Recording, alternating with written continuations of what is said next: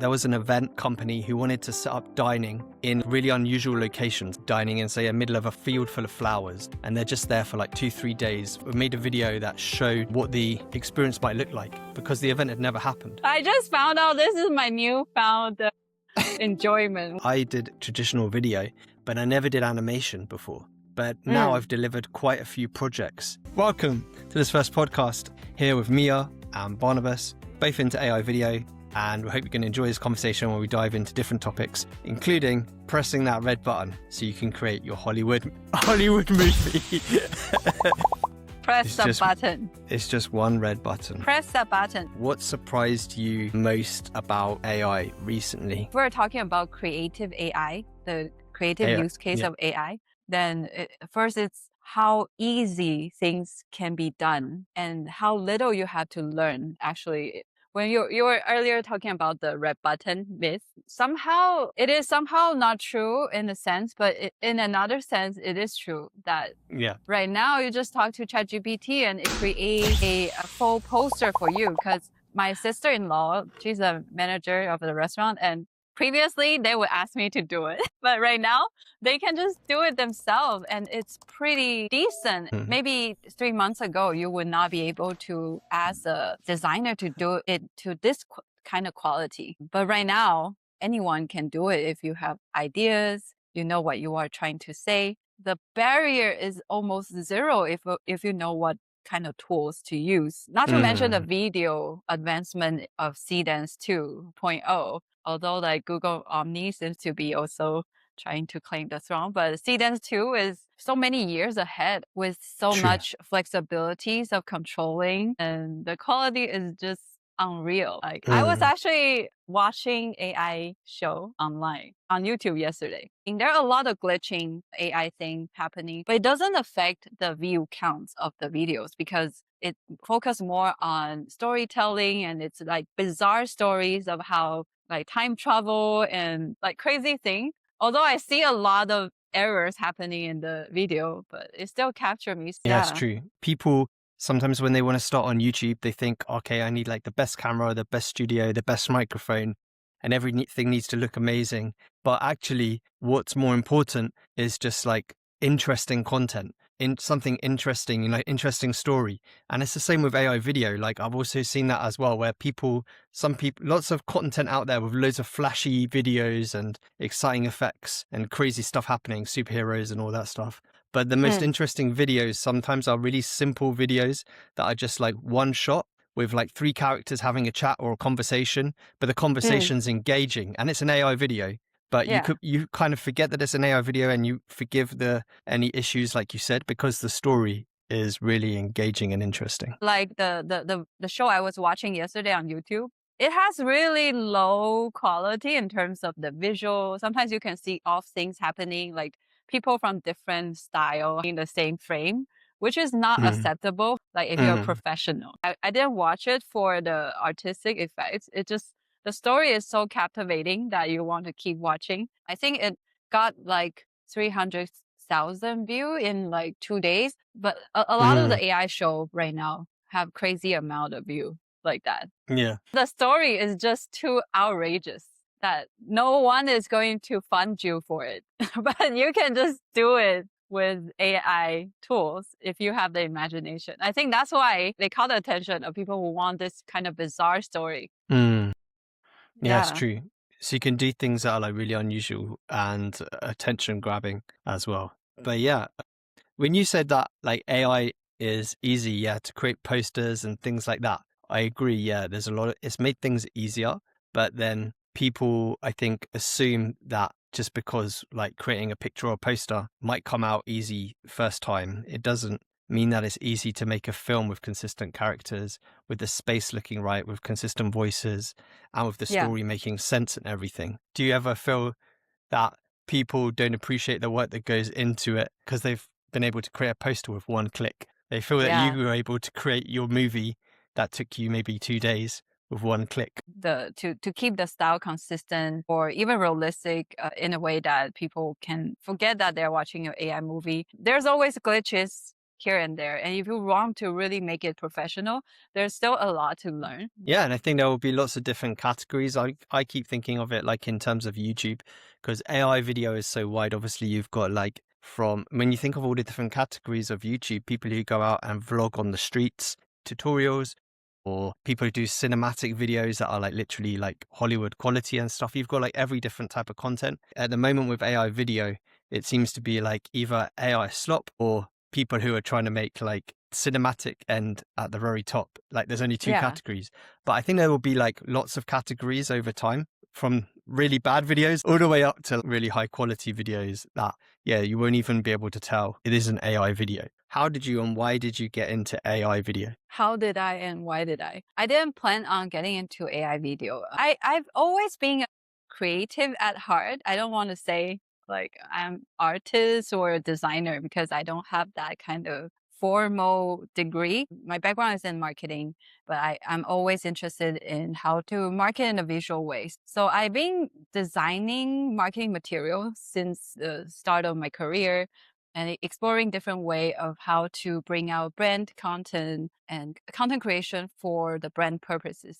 On the side, I like to travel, so I make travel videos sometimes. I was very interested in AI after a class I had in the last class of my MBA program. And the teacher mentioned ChatGPT in 2022. So Mm, then after that, I was so amazed by the idea of what AI can do. And that was the start of me being interested in AI. I also watch videos from different YouTubers. And then one day I just had a thought that, hey, maybe I can also make a tutorial. And hmm I didn't really think much because at the time I was exploring different options. I want to start my own thing. One of the candidate was actually AI automation, which is the first business idea that I think was valid. Yeah. So I wanted to start AI automation business, but then I created a video that is sort of more about creative and I got pretty good feedback.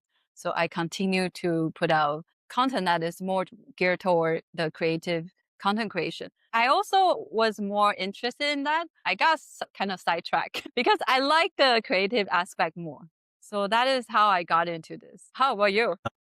Yeah, so I studied media at university, film, directing, screen fiction back in 2008, 11, and then went into like, editing video. And I've been doing like traditional like video and editing and stuff for like many years and different other things as well.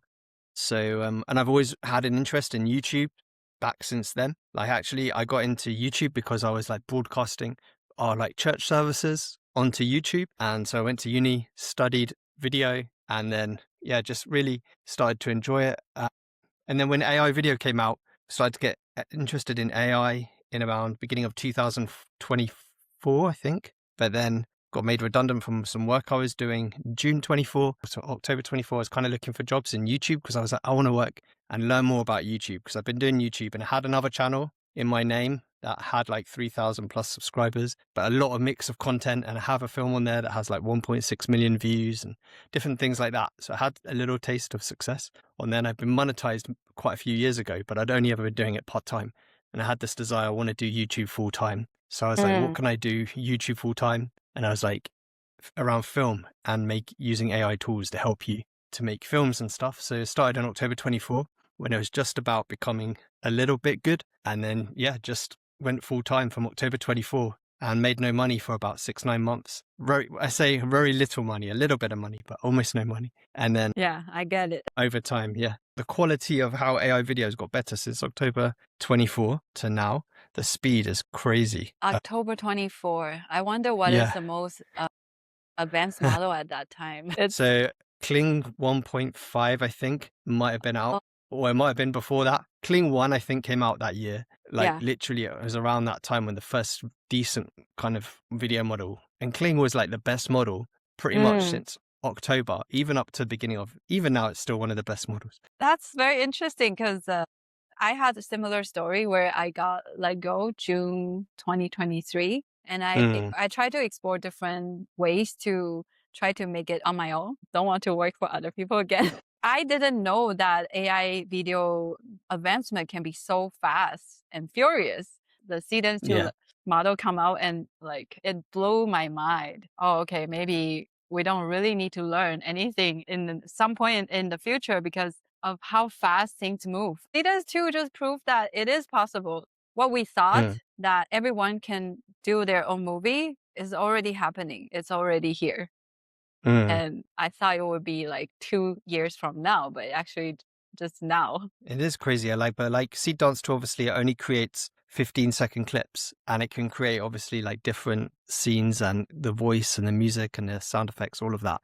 But it's just 15-second clips. But now I'm sure you've started to use these as well, where you have agents like in videos, Agent One, which I have had the chance to use, where literally you have a conversation with InVideo Agent One, and you tell it what your story idea is. You can share your script, all of the different things, images. It goes off, it does research, and then it can create the images using any of the latest tools like GPT-2 or, Nano Banana Pro, Nano Banana 2, all those things.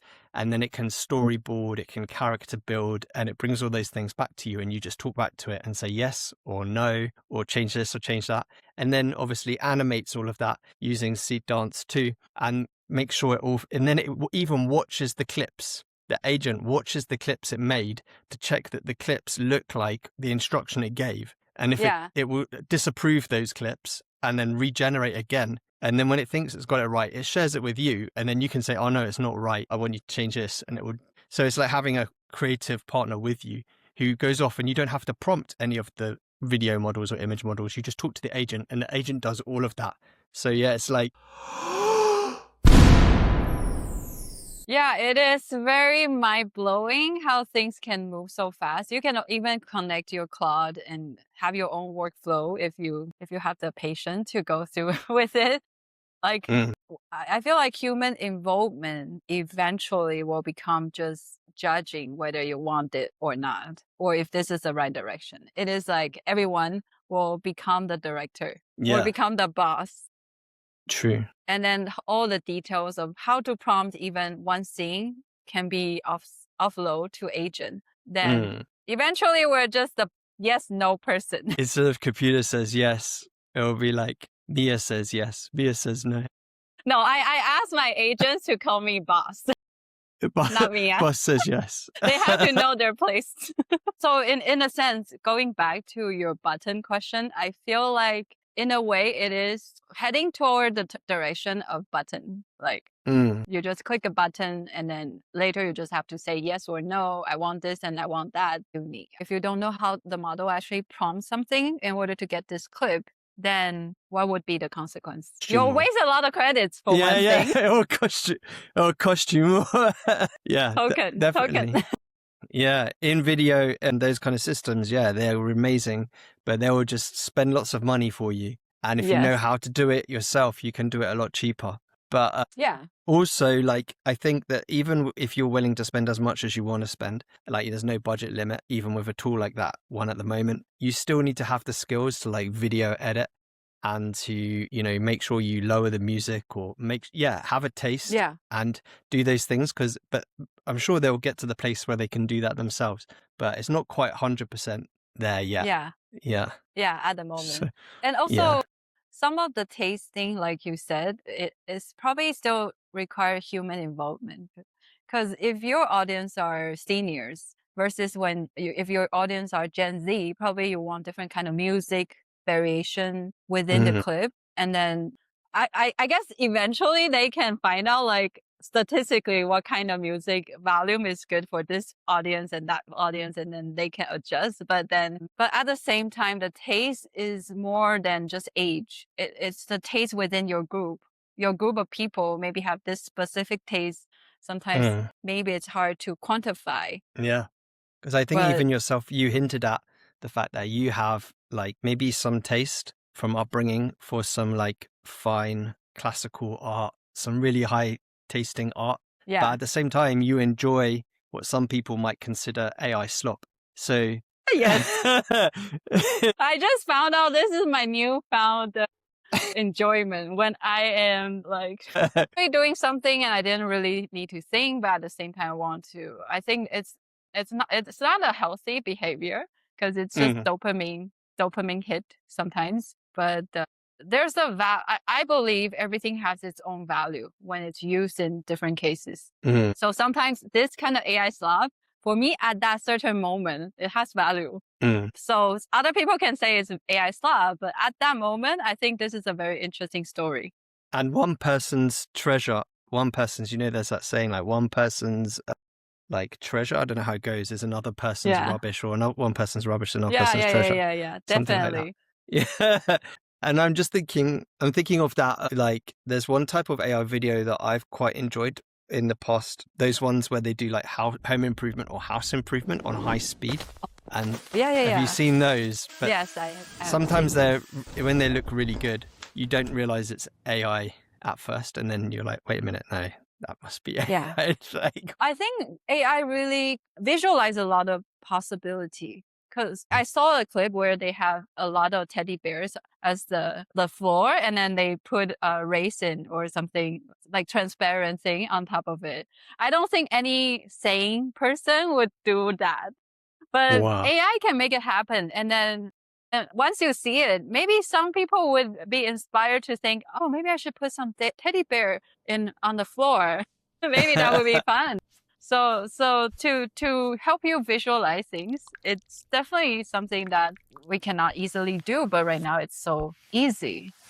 And Yeah, that's true. and when it's used in the right place, for example, a lot of people may not have the imagination of many outrageous things, but once you visualize it, and then once everyone see it, and maybe there is more possibility to making it happen. So Mm. the visualization aspect of AI is definitely something that On that is, point, on the point of a visualization and with yeah. AI, like, what is one project or video or case with AI that you were able to do only because of the tools? Like, can you think of a project that was only possible because of those tools? One that stands out to you?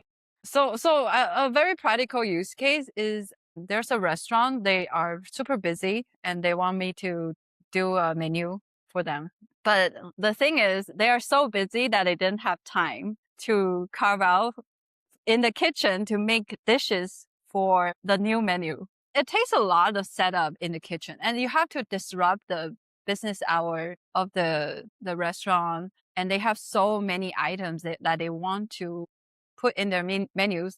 So what we did at the time, Nano Banana Pro just came out, and it makes it easy Mm, to just revisualize a very poorly taken photo your iPhone into something that actually looks presentable without having to disturb their business operation normal hours, mm, because they open 7 days a week. It's a lot of cost and also a lot of nuances to go in the kitchen and actually take photos of everyone and make it mm. beautiful, because you need to stage it. There's a lot of thing involved. So the cost cut down of that is significant. I didn't actually calculate how much, but definitely it could be thousands of dollars, depends on the quality of the images. Something simple like that would change how business operate. Yeah, for me, there's been quite a few projects, but like one project that was recently, a lady had a client. So I wasn't even my client. It was a lady who had a client who sells fine art, like really fine art, like, priceless kind of art that people have in like super expensive homes, estates, and things like that. And she wanted to have this art like looking like it's in situ, like inside a grand house or in like a church, in like a small church inside a grand house, like having this classical art in there. So we used AI and we were able to put these things. I was actually surprised that GPT-2 and Nano Banana could put the images exactly as they are in any situation. And so it was incredible. That was one example. You don't need to go to the location. The locations aren't even real Yeah, anyway. But even yeah, if you had the locations, you don't need to go to those locations. You don't need to ask permission. There's a lot of grand houses in the UK that might say yes, but I'm sure they would charge you. And yeah. yeah, and That's the time amazing. to go there and put the picture and to even how would you even take an expensive picture? Like, you'd have to transport it and Well, everything. you have to have a security to Yeah. guard the painting too. Yeah. So that's one thing that's possible. And then another one was there was an event company who wanted to set up dining in really unusual locations, like a couple of £100 or something per head for an evening's dining in, say, a middle of a field full of flowers. And they're just there for like 2-3 days, fire cooked food. So we made a video that showed what the experience might look like just based on photos and images they had, Mm. because the event had never happened. So Yeah. we had to use AI to visualize how it might look and how it might feel. That's So that's pretty amazing. cool. Yeah. That's amazing. It helps you to pitch ideas more easily if you know how to use it. Like Mm. all the small businesses should learn how to use AI for creating content and visualize your idea to your clients, Yeah. as your competitors will probably move ahead of you if you don't know how to use it. Because True. a lot of time, I think for creative agency, one of the challenge is to make your clients see what you see in your head. The possibility of actually showing them visually how it Mm. may look like is super valuable. True.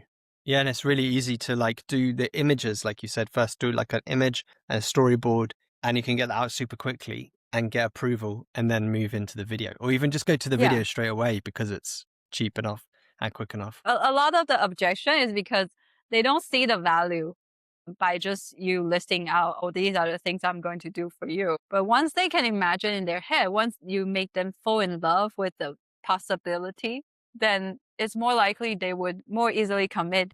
I was just thinking of some more examples now as well. Like for instance, I did video, like traditional video, but I never did animation before. But now Mm, I've delivered quite a few projects in animation wow. to paying clients, which I've never done animation. So Yeah. it's just because it doesn't make any difference whether you're doing animation or video when it comes to AI, because you can create just as easily with an animated character as you can with someone who looks photoreal. One of the things I think is super interesting, which I've explored a little bit, but I'd like to explore more, I don't know if you've explored it, is like that idea of mixing like real video with AI. And I think that's pretty cool when you can take like a real filmed situation and Mm. then add maybe AI elements into it, or take an AI situation and add real elements into it. I think it was a trending topic on YouTube a few weeks ago, like how to Okay. combine your realistic life with AI. I just didn't have a chance to do it.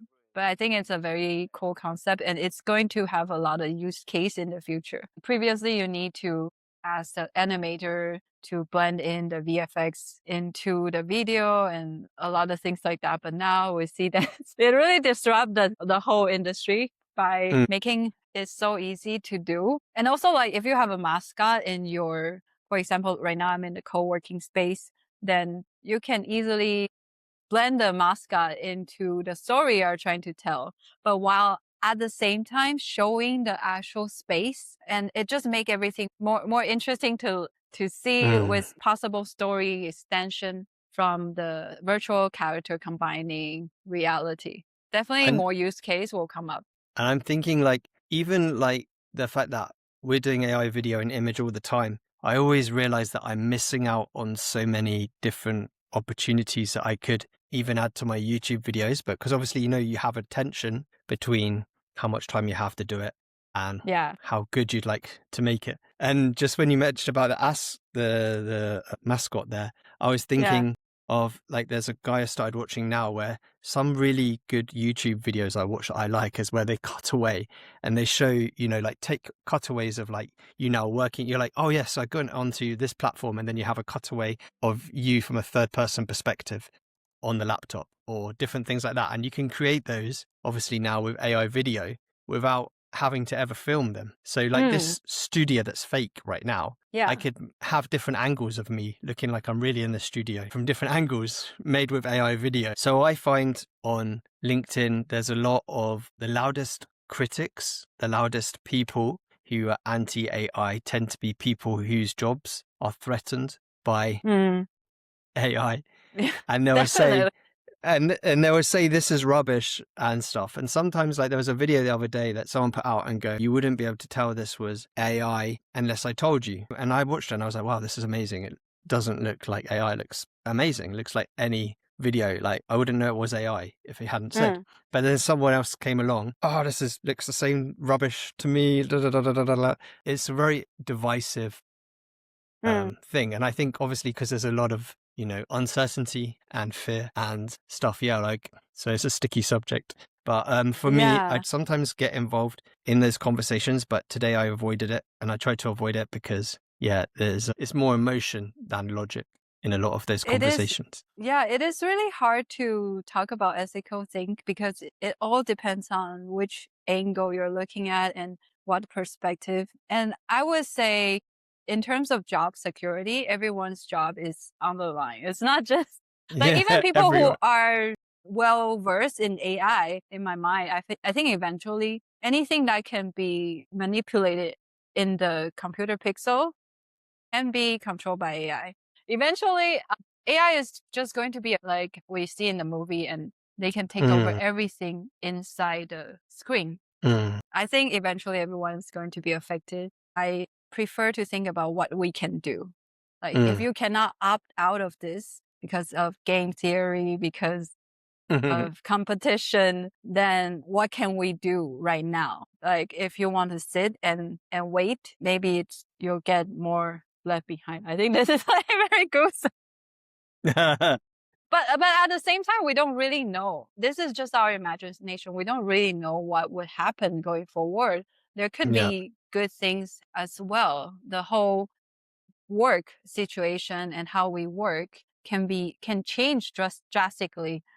And I think one positive thing that I'm looking forward is that we don't need to stare at our computer like 9 to 5 for 10 hours. It's super unhealthy if we think about the way that we used to work. We are a slave to our computer. Mm, And maybe eventually we'll have different way of thinking about life and work, and hopefully the whole society can improve together, not just a few people mm, that have powers. Ideally, it goes into a society where we are less reliant on repetitive things and more about imagination, creating, and human connection. That's going to be a lot more mm, important going forward. mm. Although it sounds like easy to say. Yeah, I think that's hard as well. Yeah, like Mm. I think kind of like when the COVID thing happened, I was like at home for a few months. And yeah, that's awesome because you're with your family, you can do different things, you can go for walks, you can do all this stuff. It was a good time actually for me personally. But like, yeah, like obviously that's just presents different challenges because we all have in our head that like maybe like, oh, if I was rich and I didn't have any need of money, I wouldn't have any problems.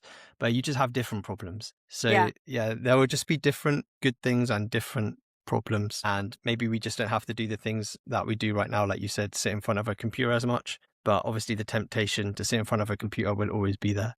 But The temptation, like yeah, watching AI slop. yeah, yeah, exactly. Because the AI will want to keep our attention. So I yeah. think there any disruption is an opportunity for any individual or as a society to think about whether what we're doing is the direction we want to go. From what I Mm, see, the previous 20 years of our lock into the 9 to 5 staring at computer work lifestyle is not something that I like. I'm also hoping that from the removal of certain things, we will be maybe forced to focus on other things that may be more aligned with human. For me, I believe that people will be more spiritual going forward because then you'll be forced to ask about why we're here if I don't have my mm, job or if I cannot contribute in this certain way. Is there any other way that we can focus our attention on? Of course, there will be a lot of pain in the process for sure. Yeah. yeah, definitely. Yeah. Can Sure. choose to enjoy whatever situation you're in, whatever circumstance. So Yeah. We just have to be zen and learn more about being a monk or something. yeah, because you said spiritual. So, like, yeah, whether you are rich, whether you're poor, whether you're in prison, whether you're free, you can choose to enjoy it. But, like, yeah, hopefully things will be good in the future, Yeah. regardless. Everyone's Yeah. talking about the future, like you said, or you can only take like what's happening, like right now, and do the best you can with right now. You can't even really think about tomorrow too much. You can Yeah, only, it's really hard to imagine what happened after the singularity. Like right now, they're saying to this year is the singularity point where everything's going to change, and the speed of change will be too fast for us to even understand what would be coming. Like maybe the UFO will come and people will pay more attention on that, because why are we not surprised that there's a possibility that aliens are coming and there will be people that there are actually aliens living in the same space with us? Why are we so focused on the circular stuff that's happening every day? I don't Mm. know. Maybe it's just me. There's a reality beyond there's definitely a reality beyond what all of us perceive. You know, even if you just think about the Matrix from a different angle, you know, some people say that the AI is an alien that's being born, you know. So, It is but like possible. so if you think about it from the Matrix standpoint, you know, they were living in a reality, but there was a reality beyond what they knew. Yeah, definitely. And I don't know if people will want to hear this, but it's just my personal belief that there's an underlying formula or equation that is determining everything that is happening in the world. You can call it God, you can call it universe. There's some underlying rules, and maybe AI is just a resurfacing of that rules. It's already there, like the pattern, or we didn't invent things. Things are discovered most of the time. Like we discover gravity, or we didn't invent gravity. Yeah. Discover And electricity. yeah, so we discover AI, and then Yeah. it will have some kind of effects on us. True. Yeah, But it's that's all really interesting. within. Yeah, it's all within the planning or formula of God, or I don't know how to call it other than God. But Yeah. I think some people will tune out when they hear God. Reality beyond like the reality, like a spiritual reality. And like, I think, you know, for instance, I'm a Christian. I believe like that God made the world and that he spoke the world into existence. So he said, let there be light, and there was light. And, you know, now with AI, what we do is we say, let there be a blonde haired, blue eyed man. And he Yes. appears on the screen. And then we Yeah. say, let him do this, do that. And he does it. So we're Yeah. kind of experiencing that in Yeah. a way, not on the same level as, you know, creating the physical world, but creating it Yeah. on in a digital world. Yeah. So yeah, it's very We interesting. There's a lot of manifest parallel. things through AI. Yeah, There's we speak to it. we speak to AI and it makes it happen. So in a Yeah, way, it is aligning with a lot of people were saying that how manifestation will speed up. But this is like a lot of people would think this is a woo-woo talk. But I think it's interesting of like how things did happen. It's just not the way that we think that mm. there's an angel flying down with a wing and then it will make everything happen. Instead, we discover things that we didn't know before, and it somehow change how we work, how things are manifesting in the world. Well, and a lot of people have a lot of different ideas, and And yeah, people have but different idea about what God is. Like, yeah, so I feel like we shouldn't really like having any conflict over what is real, what is not, because you don't really know what exactly the other person mean when they say certain word. true, yeah, Like yeah. everyone has different definitions, so we're talking about different things. And I think that's so interesting what you're saying as well. It bring me back to a thought I'm having. So there was a guy who had this poster that he wrote this prompt for, and he wrote this prompt and sent it to the AI, and he said he wants this and this changed, do it, but it wasn't working. And so he shared it with me and said, "Can you help?" So I made the changes. But what I was noticing when I was reading it was that the way he wrote it, it was hard for me to understand, let alone for an AI to understand. I had to really think and take my time to like analyze each piece and really figure out what he was saying. And then when I'd done it, I even sent it to him and said, "Is this what you mean?" And thankfully I got it right, that I got Yeah. what he meant. But I was like, the AI had no chance of like understanding what he meant. Like, Yeah. so, and we do that, you know, we expect the AI to understand, to know our context and the way we think. Yeah. But we don't So, even understand each other, right? yeah, This is as so humans, interesting. yeah. It's so interesting perspective, because I experienced the same thing recently, that I just watched over the shoulder of someone prompting AI. And I was actually surprised because people think things very differently. And a lot of things that I think is a necessity may not be even a thought in the other person's head. Mm, And AI is doing an amazing job on like statistically guessing what these words mean. But a mm. lot of time our prompts are not very clear. Even in our head, we don't really know what we want. Yeah. Yeah. That is the thing. It can only guess through the data set that it was trained on. what is likely to happen when you throw these words at me. And that brings us back to the red button thing, which is it's never going to be like a one red button press and you get what you want. It's always going to be like a process, because you're going to press once, you'll get back something and be like, oh no, that's not quite what I want. I'd like you to change this, change that. It comes back and you go, oh, Yeah. you're almost there. I need you to change this. It comes back and you go, oh, you're not quite getting it. I need you to change this. And so it's like a Yeah. conversation. It's not like a one button press and you get what you want.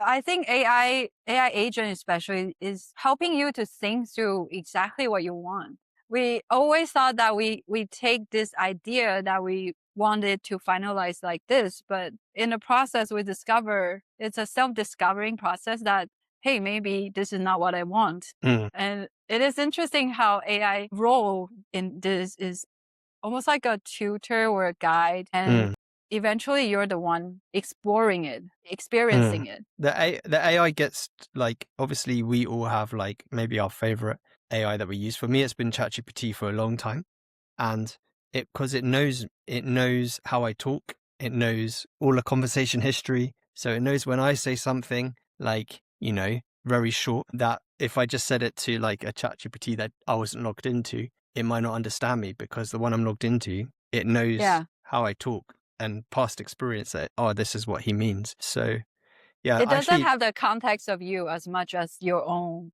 ChatGPT. exactly. Yeah. So today I signed up to Claude, actually, because everyone's been talking about Claude. I mean, I'm using both, but I really like Claude. Yeah, I have both too. Yeah. Because I haven't given up. I like ChatGPT a lot, but and obviously got GPT-2 image in there and everything. But like, yeah. So I asked ChatGPT. There's actually a thing you can do in Claude where it has a prompt you can put into ChatGPT to get ChatGPT to give you out all of the information of your base that it knows about you, conversations, the way you like things answered, everything in a really short format. And then you can copy and paste that into Claude, and then Claude learns everything that ChatGPT knew about you. When you download Codex, you can actually just transport everything you have in Claude to Codex. So it has Okay. all the conversation and context. So you don't have to repeat yourself again. It's very interesting how a lot of people forget how important their context is. Context is your own unique background of any situation or project. Like, for example, if you are prompting just a girl with pink hair and black jacket, and if you don't tell the AI that she is a teenager, rebellious looking, she's this age and she has this kind of personality, then you don't have enough context to create the unique thing of your own. So I think it is undervalue of your own context when you don't give enough context to AI. Because you think it is so magnificent and what is it called? Like Omniscient. So great that it will just guess the best thing for you. But actually the best thing that you would think are the best are things with your own context. So that's what I find with a lot of people when they're prompting. They didn't give enough context and they didn't give the best result that they can get because they undervalue themselves and overvalue AI. That's true, yeah. And sometimes I've had that when I've created something with an AI chat thing, and then later on, and it's said, no, I can't do that. And you're like, but wait, you did it for me. You did this for me. Last time. You did this for me this morning. Did you not say please this time? Yeah. Why are you not doing it for me now? Maybe you were not polite enough.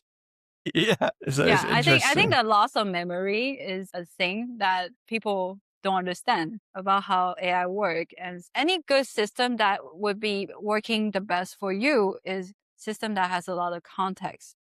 And during the chat, sometimes they compact themselves and they forget about previous context. Then things don't work as well. Some platform or system will account for that and remember those details for you. So you don't have to do everything from scratch. And that is the value. Based on that, like what I found interesting so the reason I came over to Claude today is because I joined a community with a guy who does YouTube, another person who does YouTube, just teaches YouTube.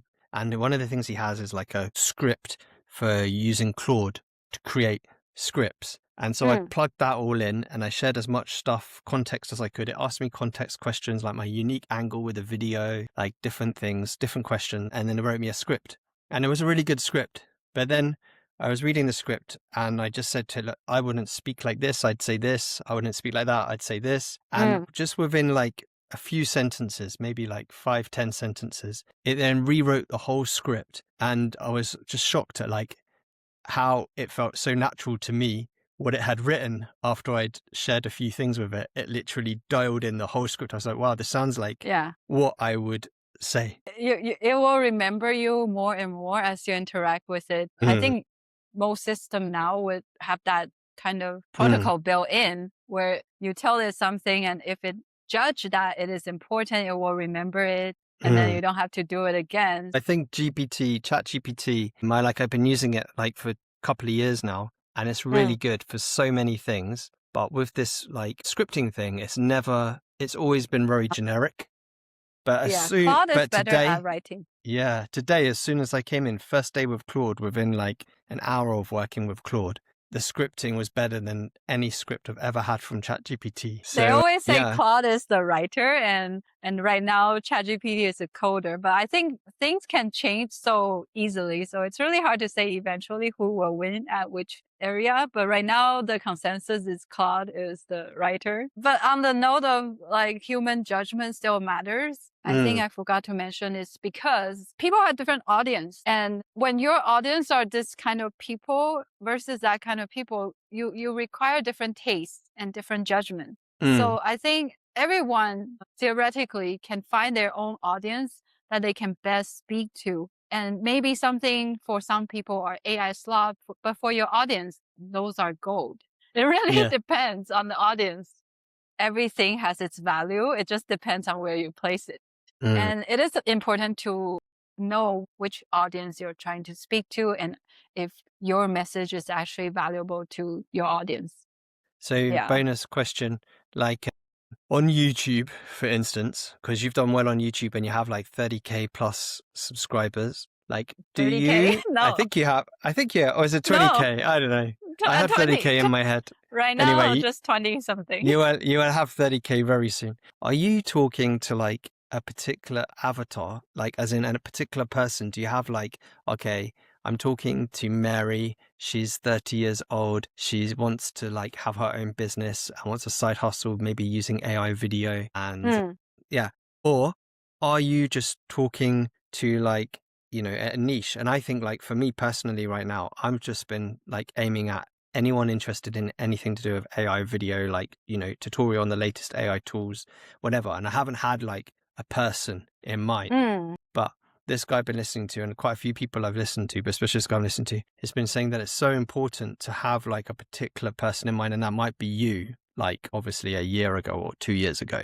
Do you yeah. talk to anyone? Like, do you have like a person you're aiming it at, or do you just have like a topic? Yeah, I definitely agree that you should have a persona, like a Yeah. person, even like just a person you have in mind, your friend, when you are trying to talk to them. But for me, like you, initially, I just wanted to appeal to people who are interested in AI. I would think that these people who are interested and want to learn are creative people who are not afraid to fail and to try and will laugh at yourself when things get wrong, because that is required in especially in the earlier days of AI. And as a marketer, I think I'm really bad at this. I should have a persona or someone that in mind when I created. I agree that you should have some audience in mind. It will make things so much easier. It's just that for me, I Mm, was in an exploration process.